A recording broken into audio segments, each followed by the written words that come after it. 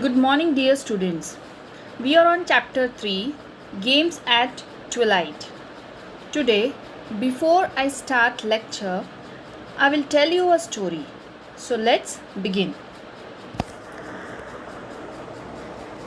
A seminar was held in the city. A speaker started off his seminar by showing 100 rupee to the public. He asked the people who want this. There was no surprise to see that all of them lifted their hands. He offered to give the money to one of them but insisted that he will do something to it. He crumbled the paper money and showed it again to the crowd and repeated the same question. Still, everybody raised their hands. He put the money into the ground and stepped on it and then raised it again and offered it to the public. The people still showed their interest to take that money, in spite of seeing how dirty the note was. The speaker told the public, "No matter what I did this money, you all still wanted this. You all agreed my offer because the value of money never decreased, despite what I did to it. Similarly, value yourself despite the painful condition or failures." So what is the moral? That believe in yourself and work hard to achieve success.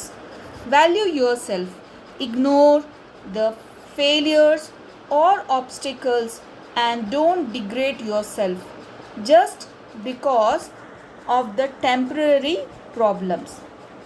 APJ Abdul Kalam said that you cannot change your future, but you can change your habits, and surely your habits will change your future. So I hope you got this story. First, I will tell you something about the author. Anita Desai is one of the best known women writers of Indian literature in English. She has been shortlisted for the Booker Prize thrice and was awarded the Padma Bhushan in 2014. Some of her famous works include Cry, The Peacock, Fire on the Mountain, Clear Light of Day, Fasting, Feasting, and The Zigzag Way, and Where Shall We Go This Summer? Games at Twilight and Other Stories and Diamond Dust and Other Stories are her short story collection. She has also written several children's books. Now, I will tell you something about our story. Games at Twilight is not a simple story of the game hide and seek. It is beyond it. It deals with the story of a boy Ravi who is crazy for the test of victory. The two main characters are Raghu and Ravi.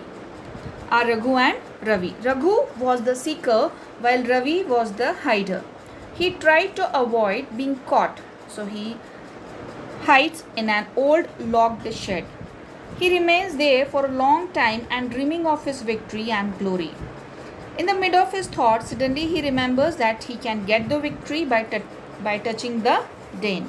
But nobody notices his sudden appearance as the other children completely forgotten him and had started another game.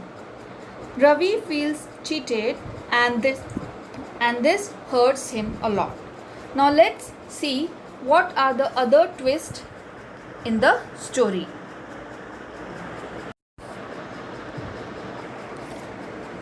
It was still too hot to play outdoors.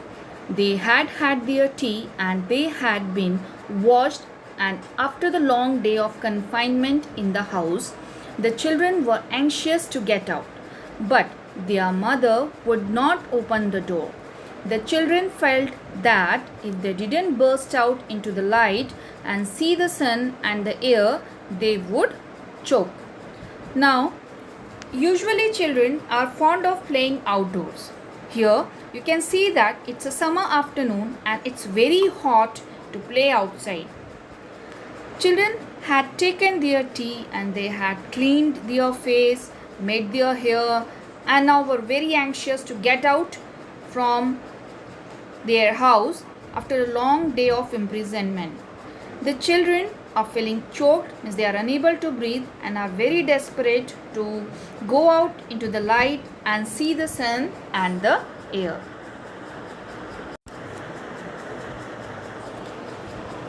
Please, Ma, please, they begged. We'll play in the veranda and porch. We won't go a step out of the porch. I know you will, and then, no, we won't. They wailed so loudly that she opened the front door and they burst out into the veranda. They faced the afternoon. It was too hot, too bright. The white walls of the veranda blazed in the sun. The bougainvillea hung about it in livid balloons. No life stirred at this arid time of day. The children felt released. They began tumbling, pushing against each other, frantic to start their play. Now, arid means what? The time of the day when no activity happens. We can also say that mid of the afternoon. And livid means dark, bluish, grey. So, generally, mother used to stay at home and look after their children, and fathers stay out to earn for their livelihood. Here also you can see that children are begging to their mother to permit them to play in the veranda and porch, and promised that they would not step out of the porch. When mother didn't agree, the children again insisted and howled so loudly that she opened the front door and allowed to go. So in this way they burst out into the veranda. It was extremely hot and bright that made the white walls of the veranda shine in the sun.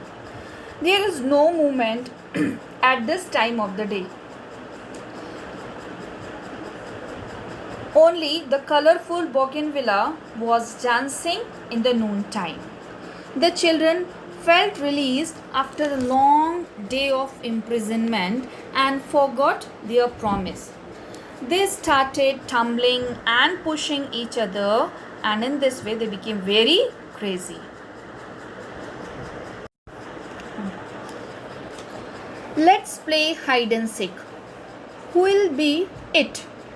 Now you be it. Why should I? You be. The shoves became harder until Meera pulled the boys roughly apart. Make a circle, she shouted till a circle was formed. Now clap, she roared, and clapping, they all chanted dip, dip, dip, my blue ship, and kept playing until they chose an it. Now students, what is it? So it is the person who needs to look for the other players and tag them. You can also say seeker. So children were very excited and decided to play a game of hide and seek. Now the problem is, who will be it or the seeker? Usually the elder always forced the younger one. So after the disagreement, Meera pulled everybody to make a circle and clap and sing some sort of song to choose an it.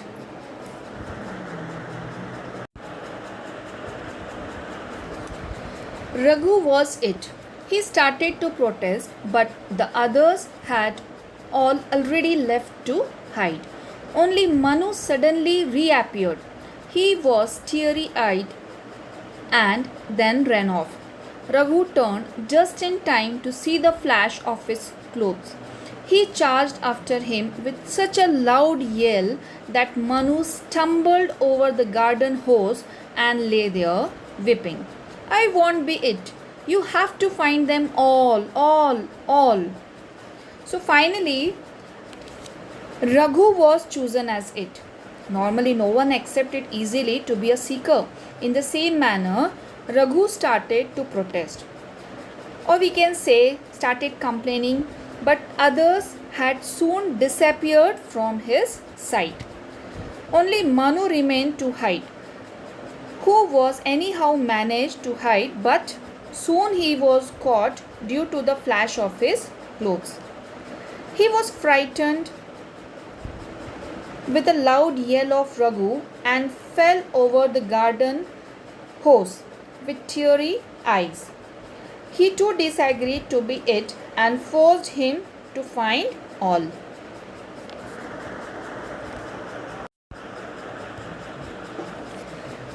I know I have to, but you are dead, said Raghu, and then stalked off, whistling spiritedly. Ravi heard the whistling and felt himself too exposed, sitting on a flower pot behind the garage. Where could he burrow? Ravi looked about him desperately. So, students, when Ravi heard that his little brother was crying because he had been caught by Raghu, he panicked. As Raghu's whistling grew louder, Ravi, who was sitting on a flower pot behind the garage, felt unprotected. He became upset to find a safe place to hide. So, what do you think? Where Ravi will hide? Let's find out in our next paragraph. Next to the garage was another shed with a big green door, also locked. That shed housed all the broken and old things of the house and wasn't opened more than once a year. When Ma had it cleaned, the door had rusty hinges and made a small gap between the door and the walls, only just large enough for rats, dogs, and possibly Ravi to slip through. So, at last, he was successful and he hid in the shed which was next to the garage. It was filled with all the broken and useless and old things of the house. It was locked and hardly opened once a year to clean. Then rusty hinges of door made a gap between the door and the wall, which was enough for rats, dogs, and anyone to slip through it and enter. So without wasting time, he entered into that shed. Ravi entered into that shed.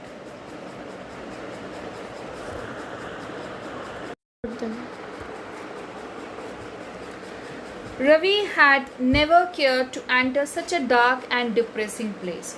But as Raghu's whistling grew sharper, Ravi suddenly slipped off through the crack. He chuckled aloud and with astonished at his own boldness. When Raghu came, he stood silent, listened, and finally shouted, "I heard you! I'm coming! Got you!" and came charging round the garage, only to find the upturned flower pot. Nothing. Angrily, he went off. So, as you know that Ravi had never dared to enter such a depressing place.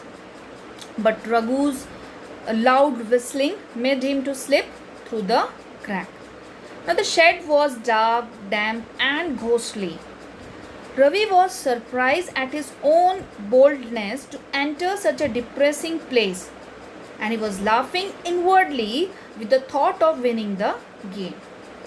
When Raghu came near the garage and found the upturned flower pot, he shouted loudly that he was coming, and when he found nothing, he went away from there angrily. So students, I'll continue the remaining portion of our chapter in the next video. Still, many exciting twists are remaining further in this chapter. So hope you enjoyed this story. So, thank you for listening. Take care.